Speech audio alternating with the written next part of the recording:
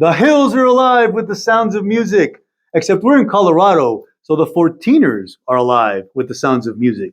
Today we're going to speak to two masters of music who will share with us what it means to be a music teacher and a musician. Let's meet them on The Good Life.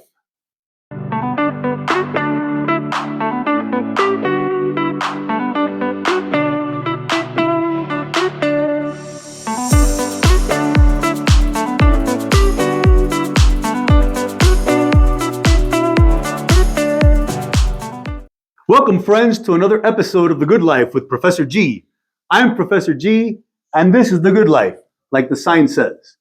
And today I am so honored to have my friend, my guitar teacher, and my daughter's drum teacher on the show today, Kirk Russell. Hey, nice to see you, George. Yeah, man, Thanks absolutely. for having me. Absolutely, man. This has been something that's been brewing for a while, that I wanted to talk to you about. Music, it's such a powerful thing. I think, whenever I have students or clients that I work with, that I do a gratitude list, write 10 things down that you're grateful for today. Music is usually on the list. Sure. And it's just something that, takes you to places, evokes emotions, and it's just a gift, a great gift. Absolutely. Yeah. So tell me a little bit about your journey with music. Like, when did it start? Oh, gosh. Well, yeah, it started when I was very young. 8, 9 years of age is really when I kind of gravitated toward it. I say that because my grandparents were musicians. Oh, really? And my grandfather was a drummer. My grandmother played the organ and sang. Oh, that's cool. And so it started when I was going to my grandmother's house and spending the weekends. And I didn't have a lot of recollection of them when my grandfather was still alive. He died at a very young age. But as I got a little bit older, I discovered his drums and gravitated toward him. And I would say that she was my first teacher, because I remember, her letting me bring the drums into the living room where her organ was. That's and cool. She would go, "Now try this," and I would just play along. And the next thing I know, it escalated from there. So your grandmother was your first drum teacher? It was my first drum teacher. She was not a drummer. She was an organist. But because of my grandfather being a drummer, she just understood how rhythm should go. Right. And not to mention, she probably had rhythm of her own anyway, in general. So. Sure. I mean, they say that the piano is like the foundation for music, of like learning to read it, to theory and stuff like that. So, yeah, I can see where the percussion part would be important too. Well, I'm playing the organ. She had foot pedals and she had flip switches to make different sounds. Oh, yeah. It's one of them old Wurlitzer organs. So how cool is that? Had everything on it. That is awesome. I learned how to make soup from my grandmother. God rest her soul. I mean, she was a wonderful person, but she didn't teach me how to play the drums. Sure. That's very cool. So you started off with the drums then? I did. Okay, and then how did that kind of evolve? Because you play how many instruments? Oh, I don't know, 5 or 6. Okay. I play at 5 or 6 instruments. Yeah. Drums, guitar, bass, piano. Yeah, right. Sing. Okay. So. Okay. Yeah. So how did the other instruments that come into play? As I got more experience with the drums, started listening to music, through cassette tapes and records, and started learning how songs worked, and I started playing along with songs. I started working with guys who were guitar players and bass players when I got to be, 11, 12, and 13 years of age. Okay. And I had a really good friend that was quite a bit older than me that was a fantastic guitar player. And I used to just watch him. And I said, well, I want to do that. And but I didn't really work at it until I got my first Rush cassette. Oh, there you go. At 13. Well, that's why I have this coffee mug here today. Actually, that's one of the things that we connected like this because, we talked about Rush. So just for the folks to know. And that too. Yeah. Well, I for people that see the show, I have added a few things to the set today in honor of Kirk being here with me. I have my Iron Maiden Pop Rocks doll. I have a Crash Test Dummies signed picture. Sweet. I have my Rush mug. And I also have this very special thing here. Ugh. So the guy who is the brains behind this whole thing, my good friend Rob, got me a gift. Check this out. So we're big fans of Jose Gonzalez, which coincidentally is my father, brother, and nephew's name, Jose Gonzalez. This guy is a great guitarist. I don't know if you've ever heard of Jose Gonzalez. I'm going to put you on to him. He's fantastic. Absolutely. This album, Veneer, is the 20-year anniversary. So he decided to get us tickets as a surprise. And in addition to that, he was going to get us, well, he did get us a meet and greet with this guy. And I was dying to tell him the silliest thing in the world. My dad, brother, and nephew have the same name you do. And he was going to be like, you waited all this time to meet me to tell me that? So, unfortunately, there was a screw up with a company that shall not be mentioned to avoid being sued, where it wasn't a meet and greet. It was a VIP to get this lovely thing, which I love, but we did not get to meet him. Oh. But he was an amazing performer that night. It was a great show. Rob, I appreciate you so much, man. Honestly, like, you know, the fact that it didn't happen doesn't matter. What matters is that you tried to make it happen. And that's what means something to me in my heart. So thank you, buddy. Thank you so much. But today is it's all about music. It's all about music today. Love it. Yeah. So as you were going through this process, like, I know your grandmother taught you, Pedro, was your family supportive of you, like, pursuing this? Absolutely. My mom and my grandmother both were probably two of the most essential women in my life growing up. Yeah. Mom was very supportive. So supportive that, I did my first show in a bar at 16. And what mother lets their 16-year-old go into a bar? But that being said, I played with 25-year-old musicians that were very responsible, made sure that I was to the gig and home. And that really helped out a lot too, was being with great band members. I always tell people, I don't think I ever really played in a garage band. Like, from the moment that I kind of got discovered as this young drummer at a talent contest, I went right into playing with guys who were great musicians. Oh, wow. So you had mentors. Yeah. I had mentors. Exactly. Yeah. How important is that? It was just really cool. I feel very fortunate. And not to mention, I have siblings that were very supportive of it. My brother Chris used to take me up to the gigs and would take me to the rehearsals, because sometimes I would be in Wichita. We lived about 30 miles south of Wichita, and I wasn't even old enough to drive yet. Okay. So you're from Wichita, Kansas. From Wellington, Kansas, which is south of Wichita. But I spent the majority of my life in Wichita, which is about the size of Colorado Springs. So, okay. What a coincidence. So later on, we're going to be meeting my piano teacher, who's also from Kansas. Wow. So we have we're all here. Kansas music rush theme. Yes. You talked about mentors. And when we met, it was because I walked into the music store and I said, I need a teacher for my daughter who wants to learn how to play the drums. And when we met, you just had a very positive vibe.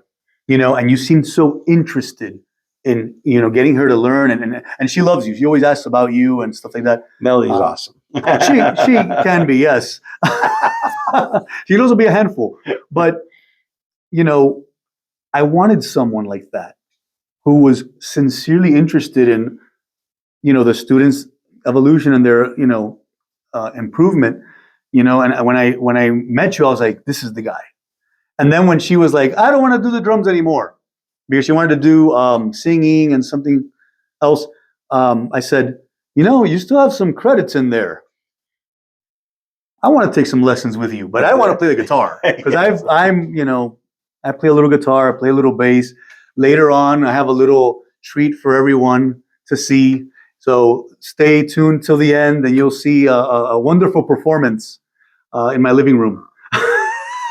Right on. And Kirk has agreed to do a little something for us as well, so stay tuned till the end.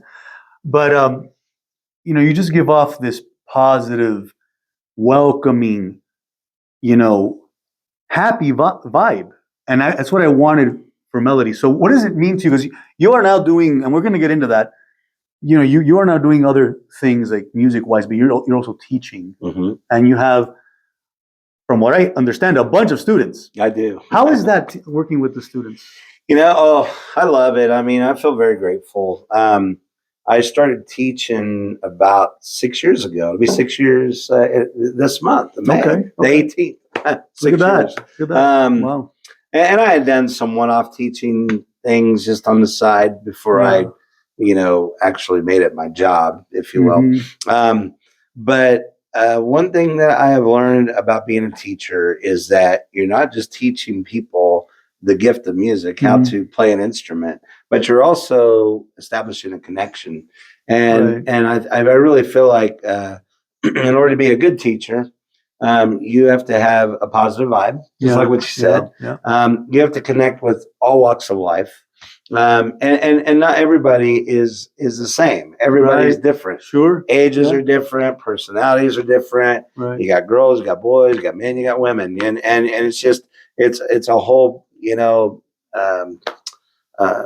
conglomeration of people that you're working with.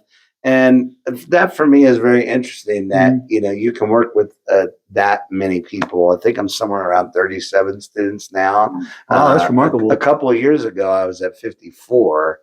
And that just got to be too much. Yeah, that was just. And this is weekly, like every week you would see these people? Every week. And 54 students a week? 54 students a week. Wow, okay. Yes, I was number 2 in the district for the company I work with, which is I'm surprised you weren't number 1. Jeez. That's a lot. Number 1, I think he was somewhere up in. Is he still alive? Yeah. Exactly. Because that's so much work. Well, and then you're going out and you're doing shows, and that's when I kind of had to go, all right, I got to take a little bit of a break. And it wasn't going to be from performing. Right. So unfortunately, I had to downsize with students. But I'm very grateful. A lot of my students have been with me 2-3 years, I've been with almost 3 years. Yeah, I know. It's really quite crazy. And, you kind of expect that people will just come in, be with you a couple, 3 months, and then they're gone, or maybe even a month. Sure. But retention rate has been pretty amazing. Yeah. My connection with students have been really amazing. Yeah. Sometimes you feel like a therapist, I was about to say that. You're about to steal my job. I was like, please don't steal my job.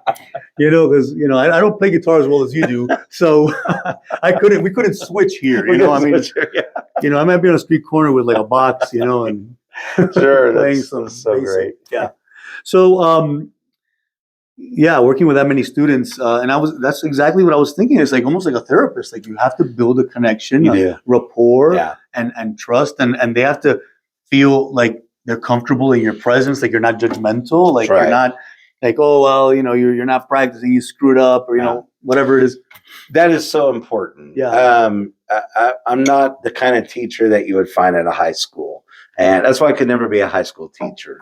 And I went to music college briefly. Yeah. I didn't finish. Where did you go? I just went to a little JUCO college just in southeast Kansas, Cali County Community College. And I went down there, got my associate's degree. As soon as I got my associate's degree, I ran. I got out of there. Yeah. But so it wasn't until I really, truly started teaching with the Guitar Center outfit that I kind of had to go back and start learning how to, read music and, phone a friend and that sort of thing. Sure. So I have a lot of my students, reading out of books and that sort of thing. But going back to what we were talking about, the whole therapist thing, not everybody's happy when they come in. I've had kids come into my classroom crying because they had a bad day, or maybe mom or dad was after them, or or I've had older adults come into my room and their wife or they are sick, or they maybe have cancer, or they maybe have there's a lot of things that have happened over the years of teaching. I bet. And I think for me, it's just I kind of come by it honestly, thankfully, because of the mother and the grandmother I was raised with. Compassion, and I think that you have to be compassionate, you have to be loving, you have to be understanding, you have to be a good listener, and you have to be positive, and you have to have energy that will keep the student there because they feel good about who they are being in your classroom, and that you're in a judge-free environment, and the classrooms are kind of for anything for people that need to talk or whatnot, and then we get on to a lesson, and you switch gears over to something that puts people into what they call states of flow. That's correct. And the research behind states of flow are amazing and undoubtedly very helpful for your mental health. The more you put yourself into states of flow on a regular basis, the better your mental health will be. Absolutely. Because you're detaching from your worries, your concerns, the things that cause you depression or anxiety, and you are engaging in an activity that engulfs all of your senses, and you are fully present and fully there to play that instrument, to figure out that drum roll, to figure out those chords. And I don't think I've ever told you this, but there have been times where I've walked into your room and I've had my mind full of this, that, and the other. And we sat down and you started teaching me how to do the Crazy Train solo. And for 30 minutes, it's gone. The world is good. Exactly. And when I sit with my piano teacher, she's like, she has a lovely window that I look out and has a tree and stuff like that. And that's like my cue. Okay, it's piano time. And I could just release everything and, start playing, Guantanamera or whatever it is we're doing, and that's why I feel like music is an important component also of mental health. It doesn't have to be music. It could be, rock climbing. It could be photography. It could be any activity hiking any activity you're fully there. And music offers us this opportunity. And I feel like that's one of the big takeaways from, like the flow literature is that it puts us in a situation where the clock, the battery died. The clock literally stops. Yeah. And it's a sign. The clock stops. You don't even notice time. Like, I swear, we've sat down and started something, and I feel like 5 minutes have gone by, and it's been the whole 30. Do you want to know something that's really interesting about music that maybe a lot of people don't know? Sure. It's the only language everybody in the world can understand. Everybody can open up a book look at music from Russia, from Mexico, from the United States, from Canada, from Zimbabwe, Europe, anywhere. And they can all sit in one room and they can't understand each other's language. That's absolutely. But they can all play the same piece of music. Wow, that is amazing. Very powerful. Music is very powerful. It's very powerful. Yeah, you're right. You can get a cello player from Canada. Yep. You can get a flute player from Congo. Yep. And a Russian piano player. That's right. Give them the music, and they're all on one accord. And they play the thing. That's wow. What an enlightening thing to say. That's why we need more musicians in the world, because maybe it would bring a lot of the crud that we have going on in the world together, because everybody can sit together and they can go, hey, brother, or hey, sister, because of something like music bringing them together. Absolutely. Wow. That's quite a thing to share. That's amazing. I'll never think of it another way again. I'll always see it that way. There you go. That's awesome. It is. Very cool. And then technology, of course, offers us the opportunity to not just hear what's on, like, we're from the same generation. It's like the radio comes on. I don't know if you ever did this, but I would wait for my favorite song to be played, and I had the cassette ready, and I would hit the pause button so it would record the song. And the beginning of the song has like the DJ's voice saying something annoying, but you just kind of ignore it. Did you ever do that? I don't know if I had or hadn't, to be honest with you. Possibly. I did a lot of things that were pretty quirky when I was a kid. And then breaking the cassettes, like if I still as an adult. Well, yeah. Growing up in Florida, the sun would sometimes ruin. And Rob, you remember this? It would ruin the cassette. So I would crack the thing open. I would cut where it was messed up, and then I would move it and then cut the other part that was messed up. I would toss that, and I would take Scotch tape and I would just kind of like fold it very carefully over, and then I would reconnect it, and I would close the cassette again, and I would throw it in. And, in that part of the song, it would be a little weird because you wouldn't hear any, like, it would be a missing piece. Right. But I would save the cassette. you know? That's awesome. So I just feel like music has always been a big part of my life. And my dad didn't teach me music necessarily, but that little harmonica that I played in the intro, Yes. that was his. He had like 3 or 4 of them, and he would just bust out with that thing every now and then. We had a party or something, he would bust out with it and just play a few tunes by ear. And I had an accordion in my house. My sister played the organ for like 2 minutes, and then I jumped on it and would mess with it, for hours. I was not an only child, but my siblings were much older, so I had a lot of time to myself. Sure. So these things laying around just kind of drew me, So music has always been such an important thing. But you've made a few recordings here yourself. How many albums have you recorded in total? Well, I've done 2 of my own. 2 of your own. But I have recorded on a lot of other people's records. Okay. I've been very fortunate to work with one of my very, very good friends. His name is Carter Green. He has Green Jean Studios in our hometown of Wellington, Kansas, of all things. And cool. One of the greatest recording studios I've ever got to work out of. And I started working with him in 2005 until I moved out here to Colorado in 2020. And I've even went back home and done some one-off recordings, getting ready to go back and actually do a recording in June. Oh, cool. Not on my own, but on another person's record. Sure. So that being said, these particular albums right here were done out of that studio. So this is in the Wake. That's my second record. That's correct. This is the second one. That's the second one. So this is the first one. That's the first one, and that's Evolve. This one here, Evolve. That's right. Which I recognize that arm. That's right. There it is. Okay. It is on the arm. A lot of people said, hey, how did you get that? And then I'd show them the arm, and they go, oh, you actually do have the tattoo on your arm. Yeah, they were wondering if you photoshopped it or not. It was pretty new then, so it was pretty bright and colorful. Yeah, very cool. So what does it mean? So at the time that I was experimenting with this record, I was playing some of my best guitar work at the time, and I really love how this album turned out, because we did this in the matter of about 6 days, I think. Wow, really? 6 days? We recorded this whole entire album in 6 days, and I did everything on it. I did all the guitar work, the bass work, the drums, produced it, and then of course Carter, the Magic Man, did all the other stuff, engineered it and got it to where it the mixed legend at today. Yes. Carter Green, the mixed legend. He is the mixed legend. There's no question. 2014. So this was 10 years ago. Yeah, 2014. And so before I actually went into the recording studio and started writing this out, or not writing it, I was actually writing it, but started recording the album. Yeah. I got this tattoo because Evolve to me meant above change.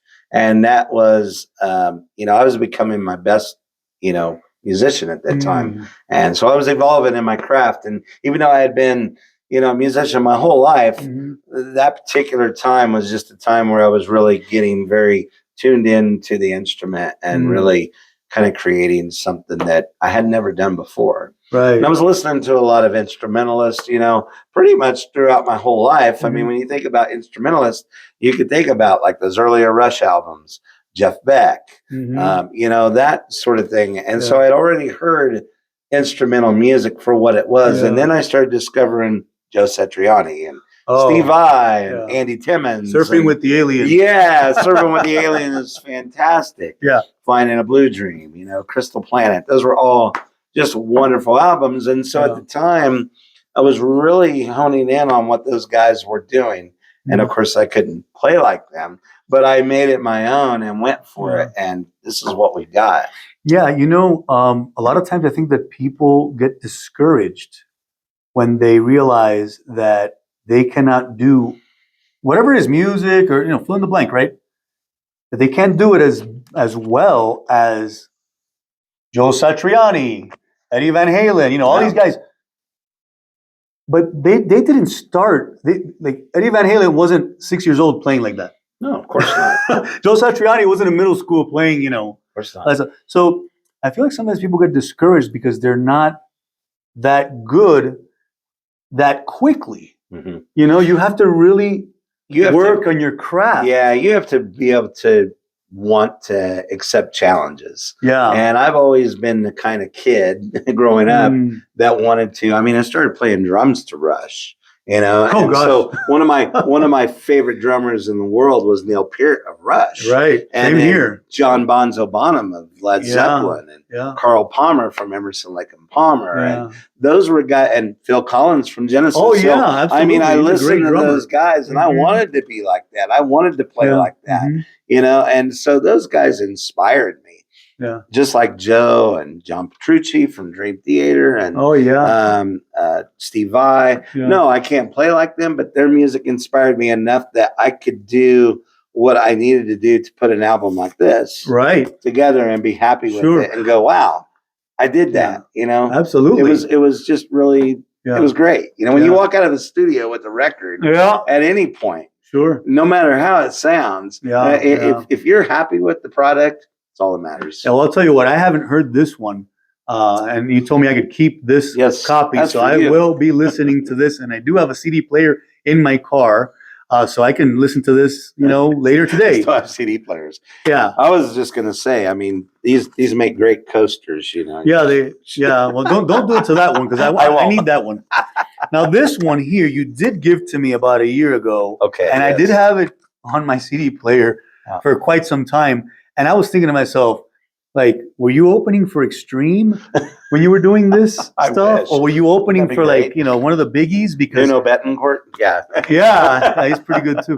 I was thinking like, man, it's like imagine like Earthquake. Some of these songs are unbelievable. And this was in the wake. This is your second one. It is 2017. 2017, so 3 years after you evolved That's from right. this. Mhm, that's right. This came out. That came out. I mean, this is fantastic stuff. I mean, I was thinking to myself, like, who were you opening for when this came out? Because I never saw you on tour. I must have missed you. It was I wasn't on a fantastic. tour. My goodness, it was so like I really heavy appreciate and technical. Yeah. And it was to kind of parallel, if you will, what Evolve did, but I wanted it to be a little more. I wanted it to have more melody than what the first record did.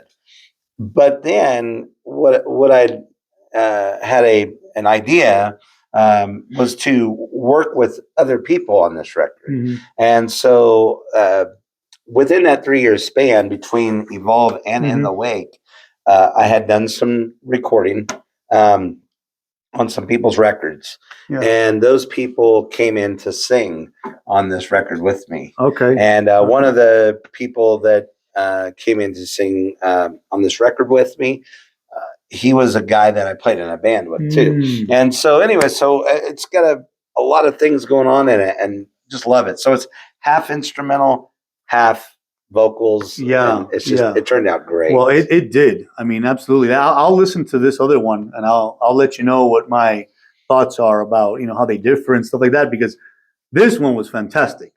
Evolve has got some really great drumming in it. So, okay. So the drumming on In the Wake versus Evolve is quite different. It's a little more simple, more in the pocket, more in the groove, if you will, than what Evolve was. Evolve was just like, let's let it go. Let's just go out and let's create all the chaos we possibly can and try to make it sound good. All right. Well, I think it's a success. But you mentioned drums and Neil Peart and all this, and I'll never forget the first time I heard Rush.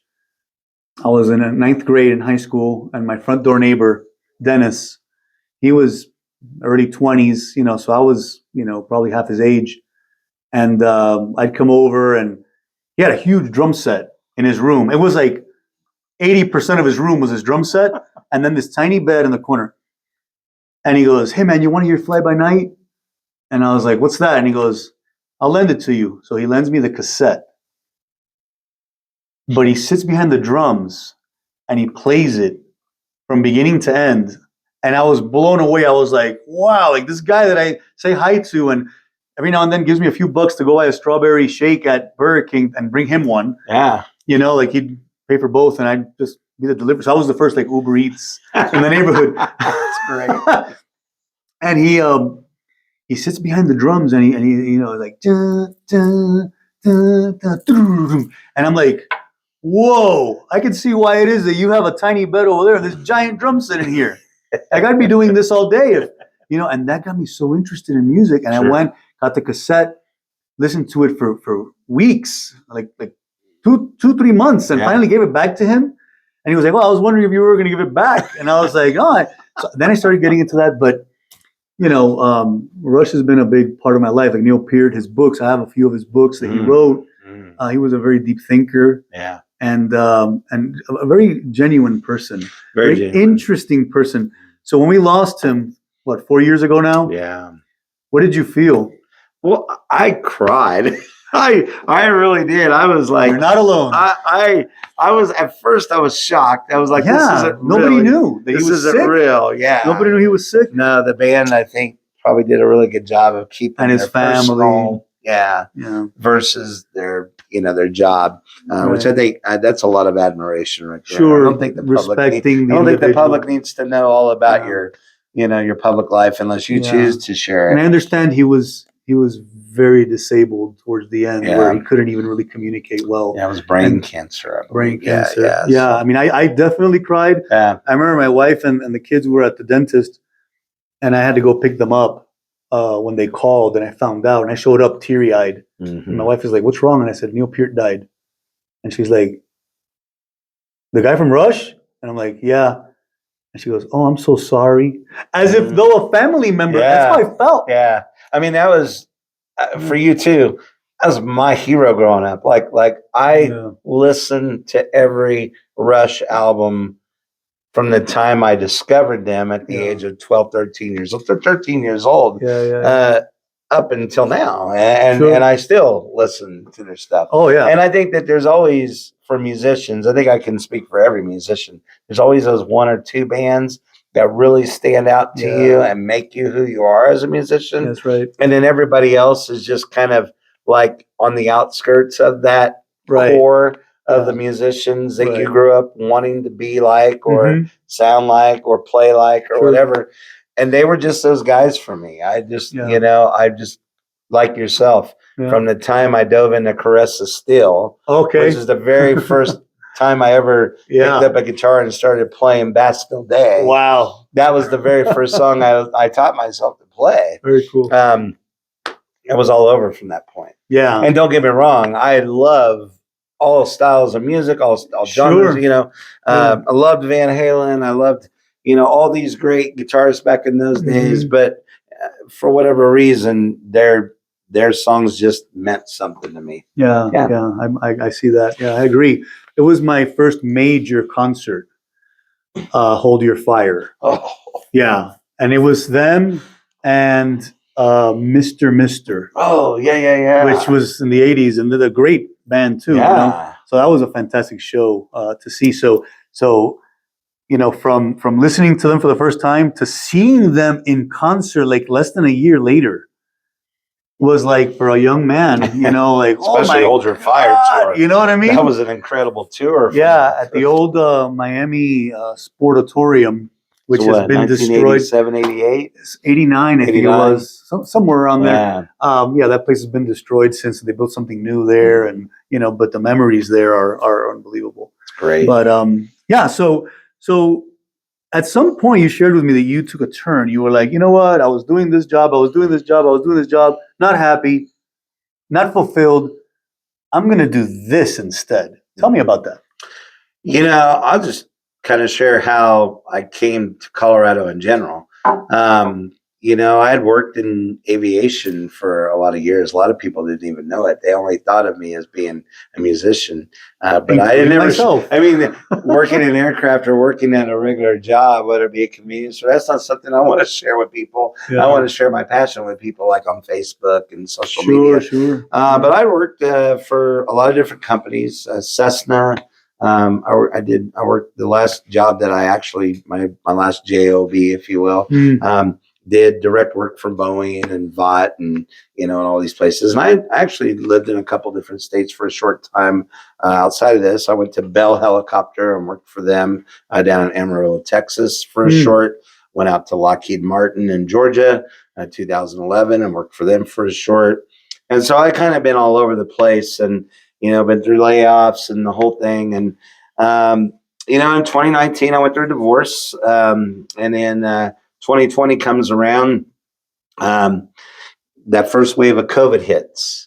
And by the summer, maybe just a little bit before that summer was kind of starting to encroach upon us. So 2020, I was a wreck. I was depressed. I didn't know where my life was kind of heading. And I had a brother, if you will. I call him my brother. He's my best friend. His name is Brandon Hunsaker.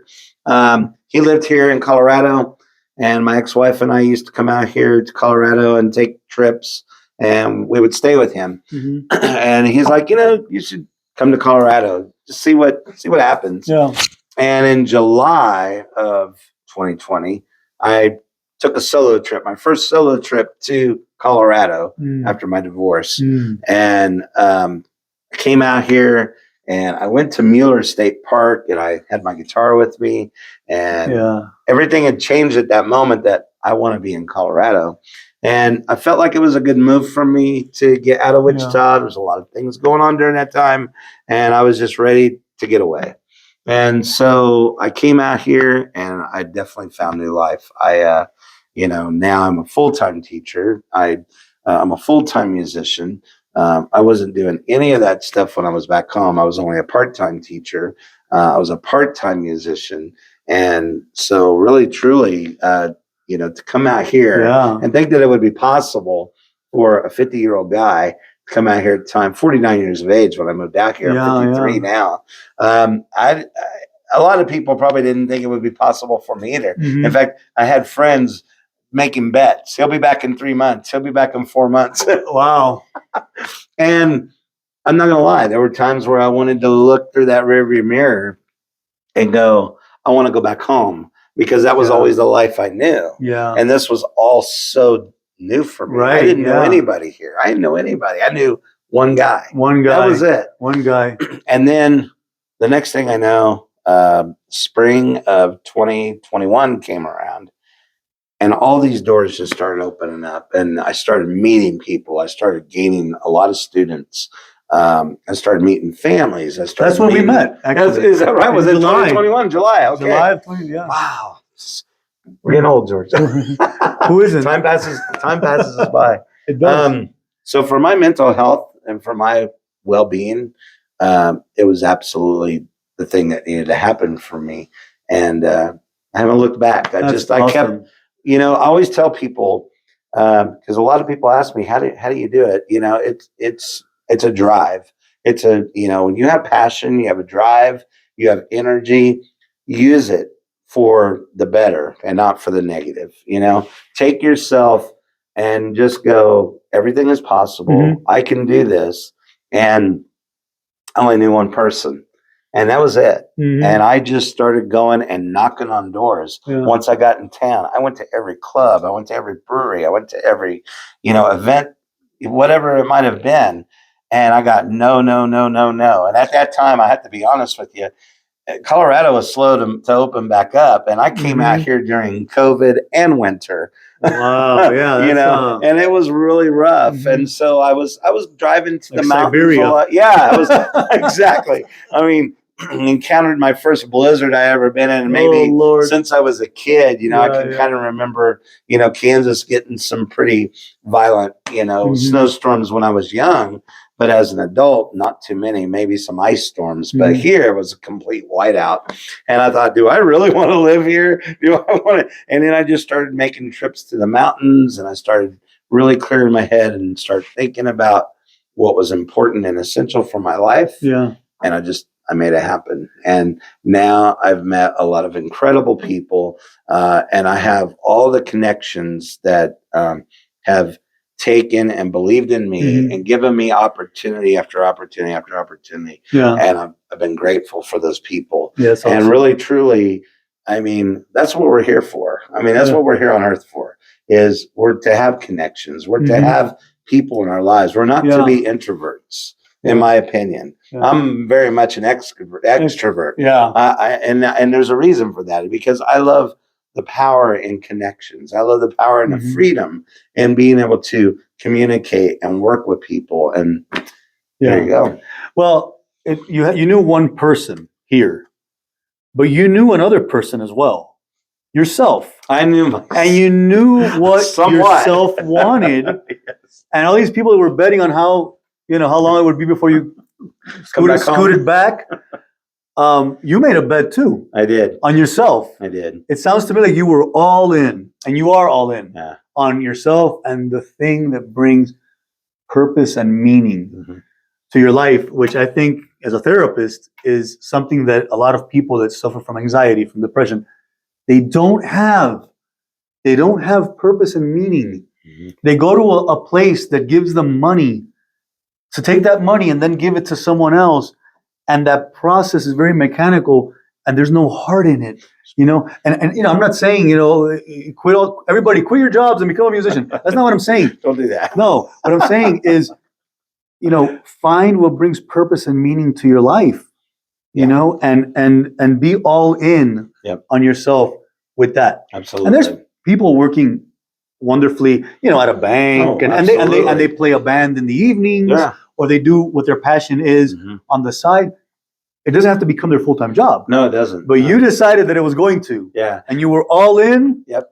And there's sacrifices along the way. Sure. Like, you know, I never had children. I haven't, you know, got into a real serious relationship since being here, but I've made other relationships that have, you know, made that real comfortable, and you know, so you know, you do take a chance of sacrificing some elements in your life to do what you do, but the main thing is that you know, that core goal, that core purpose that you have for your life, if you just stay after it, all these other things will eventually fall into place. Yeah. It just takes time, just like anything else. It doesn't matter, you know, it takes time to grow as a child.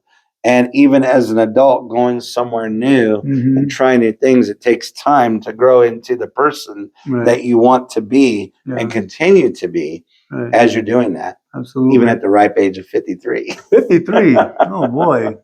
I'm only 3 years behind you, so. But you look a lot younger. Do I? Oh, my gosh. Okay.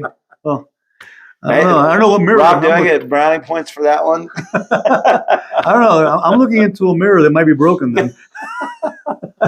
Well, Kirk, it's been awesome, man. Like, I love your energy. You're just, you know, you're not just, you know, my guitar teacher. I consider you my friend. Oh, we are so friends. much, man. Thank you very much. Appreciate Thanks for you. having me. Absolutely. What a great day. Thank you. I agree. Thank you. When I was done jamming with Kirk, I took a whole 35 steps to Deanna Henderson's house, my next door neighbor, my piano teacher, and my daughter's piano teacher, and teacher of many other instruments and many other students. Let's see what she's up to.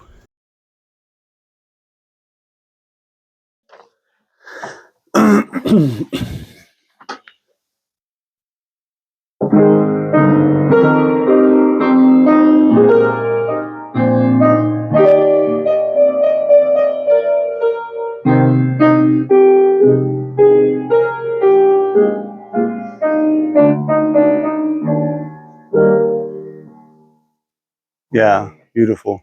I love Beautiful that. thing, isn't it? Yeah, yeah. It's a great show. Some really nice songs from that era, huh? Like Oh yes, Willy Yes. Wonka and That's well, what Willy Wonka came a little later, but musicals were beautiful then. yeah, yeah. What happened to them?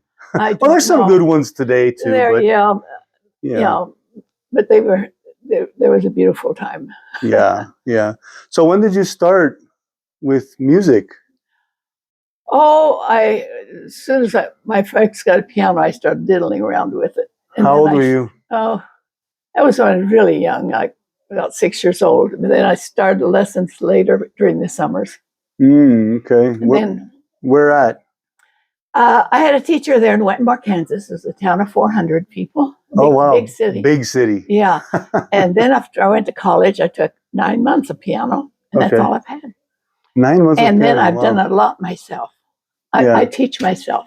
Yeah. How many instruments did you teach yourself? Oh, well, I minored in violin, but in music degree, with music education, I had to learn to play all of them, except for the guitars and things like that. But we did drums and reeds and brass and strings.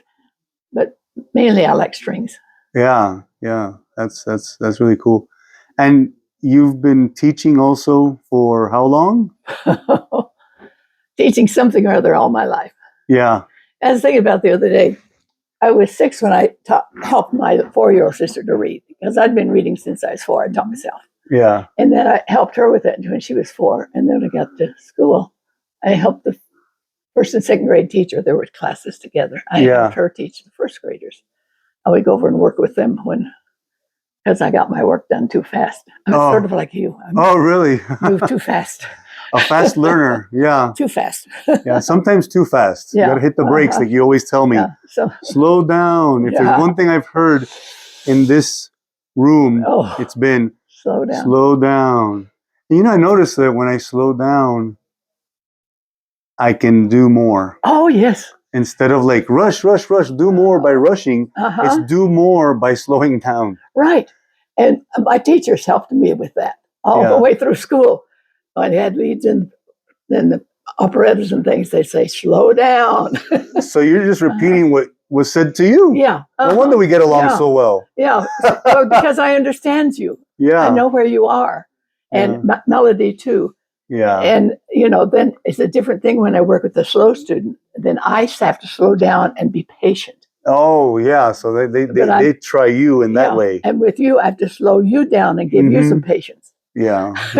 I think it's all that, playing heavy metal and playing rock music, which is like fast. And this is more like sometimes fast, but sometimes. Yeah, you have variations. Right. And learning, I think you also have to, when you're learning something, you have to take it slow. You can't just like dive in and say, I'm going to do this. I'm going to do it right now. If you want to make a lot of mistakes, you'll do that. Sure. Mistakes are fine. I have to go back myself and rework a couple of measures over and over till I get it right. Because first I read through like you too fast. Yeah. Then I have to go back and figure it all out. Little by little. Yeah. That's life. Yeah, just like life. So how many students would you say you've had over the years? Thousands. Thousands. I used to teach about 60 a week, but now I'm down to, it's going to be 8. Now that my favorite students are going. That's unfortunate, but I'm hoping that the new folks that are going to be moving in will. I'm going to leave a message for them to do that. Okay, I'll give you a card. Yes, I'll leave it for them. But when I think about music and mental health and things like that, you've shared with me how it's helped you through things in life where you just like ran to the piano and left it there. Like, tell me a little bit about that. When I get angry and I don't want to explode on people, being bipolar, I would come to the piano and start playing just hard. And after about half an hour, I was down playing nice, easy stuff, all stuff I made up myself. Wow. And not piano music, just pow, pow, pow. And then, and what it eased me up. What did it do, like, to your mind? It calms me up. You'll read this, you'll see it's a spiritual thing. And like he says in there, the singing, it's a spiritual thing because you empty out yourself. And in teaching my students, I have to get them calm, the singers, as much as you. Stop singing like this and relaxing and let the natural flow through. And when the natural flows through, it's like you're in communion. And it's a beautiful feeling. Yeah. And they eventually get there. Some take longer than others. That reminds me of something I mentioned when I spoke to Kirk, my guitar teacher, about states of flow. Getting into a state of flow. So you were calling it by a different name before it was called flow, because this is what you're describing. Getting everything that you've got to offer in one activity and doing that, and the rest of the world kind of melts away. Yeah. It's whatever you have going on. And the men are the hardest to teach because they want to work hard and try and make it happen. That's right. Want to hit things with hammers. And I have to say, no, now just let go and let it come through you. Yeah. And once you do that, and my 2 men now are doing beautifully with that. But it's been a long trip. Yeah, I loved the last recital that we had. The gentleman that sang Les Miserables was it touched me so deeply, and I had just performed. I think I did Amazing Grace that day. I think you did in honor of a client who passed away. But I was still kind of revved up from performing, and I sat and heard him perform, and got to you. Yeah, I just felt like I was fully there, and listening to his performance was amazing. It quieted you down. It did. Music does that. It does that, and that's when I used to give an awful lot of concerts. Of course, I sang opera for years. Yeah, and in the concerts, I would connect with people. Now, for beginners, I said, don't look them in the eye, look above them because you're not ready. But when you get to it, you eyeball. I call it eyeball people. And you feel with them, and you actually just feel terribly in touch. It's like a connection. Yes. Yeah, like a human connection. I mean, when we look at cultures all over the world, religions and cultures and, you name it, they all have some form of music. Yes. For worship, or for communion, or for celebrations, or a celebration, a ritual. They all have a music of some sort, and we find this all over the world. It's like a thing that is common to the human spirit. Right, and it connects people. It really does. Right. When I was speaking with Kirk, he said something that really resonated with me. And touched me, deeply. He said, this is the one language that we all understand. If you take, someone from this part of the world, they may not have anything in common at all. That's right. But you give them some music to read, and they can play a piece together if they know how to read the music. And I think that part of the reading of the music is reading the human spirit too. Right. Yeah. Right. It goes all back to that where it says, love your neighbor as yourself. When you're comfortable with yourself, then you're comfortable with your neighbor. Yeah, right. Because we're lucky. Well, yes, we are. So when there's a war within, then you have the war with the neighbor. You can't connect. Right, and music brings peace. Right. To the spirit. So it's been an amazing journey. I've came here again, just like with Kirk, for my daughter to get lessons. And I told you, because I wanted to play the Charlie Brown, I wanted to play that.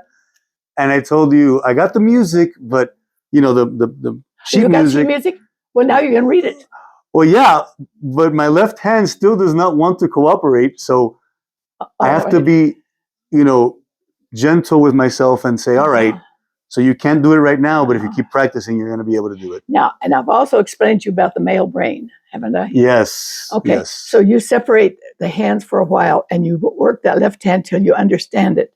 And then you put it together to where it feels like one thing. And then males do very well. Sure. But all my males have to separate things first to get it. Yeah. And it's just normal. And I had to learn that. Because I thought, why can't I do this? Yeah. Because female brain can look at it and go.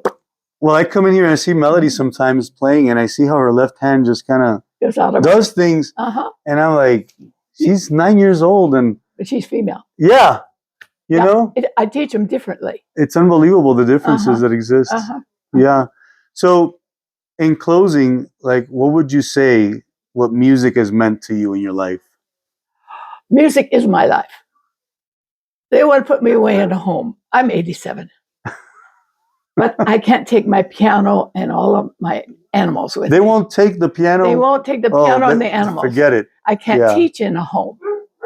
And I expect to teach for another 10, 15 years. Well, that's why you got your knee replaced. Yeah. You got to put at least another, 150,000 miles on the knees. Oh, yeah. Yeah. And that's why I'm here. Yeah. I've got to do the music and the teaching. To me, teaching and music are combined. Right. In my family, my parents were teachers, my cousins were teachers, my aunts and uncles were teachers. And it was just in a small part of our family, there were 35 teachers. Wow. Just aunts and uncles and cousins. Wow, 35. My goodness. Yeah, this is a lot. We had a lot of people in our family. It's in your blood. It's in your blood. It's natural. Yeah. Well, this is Deanna Henderson, my next door neighbor, my music teacher, my daughter's music teacher, and our adopted grandmother, and a friend for life, and her pets too. And my other son. That's right. Thank you so much. Thank you. Let's watch Deanna deal with a couple of unruly students. Professor G and his daughter Melody.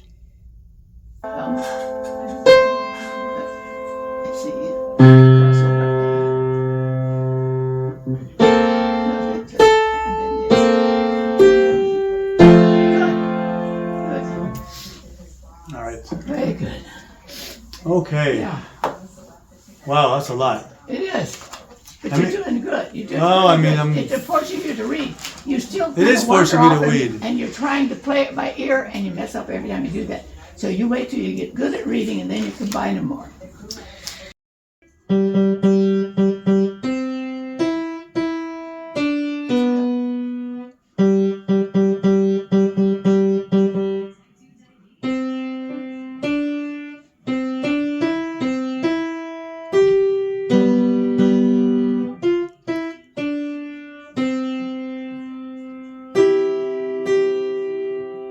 Now let's watch Kirk try and teach Brune's Bane by Rush to Professor G, whose fingers refuse to cooperate.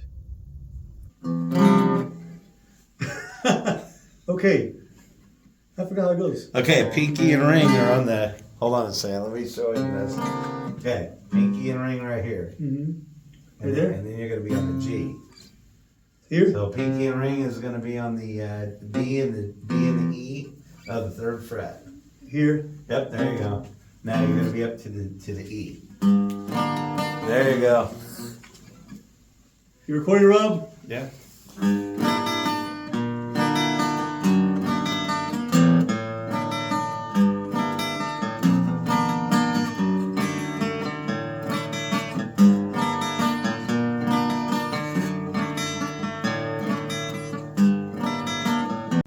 And now, let's watch Kirk, the teacher, play Brune's Bane properly.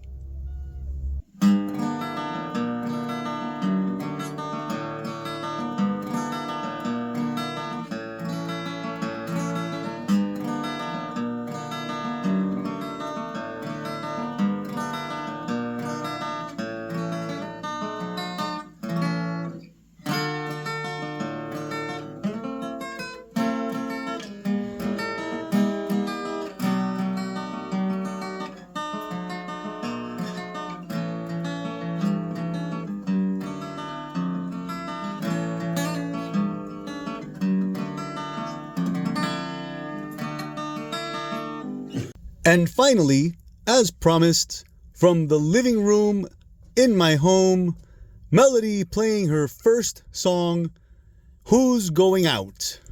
Who's going out? Who's going out? Who's going out? Who's going out?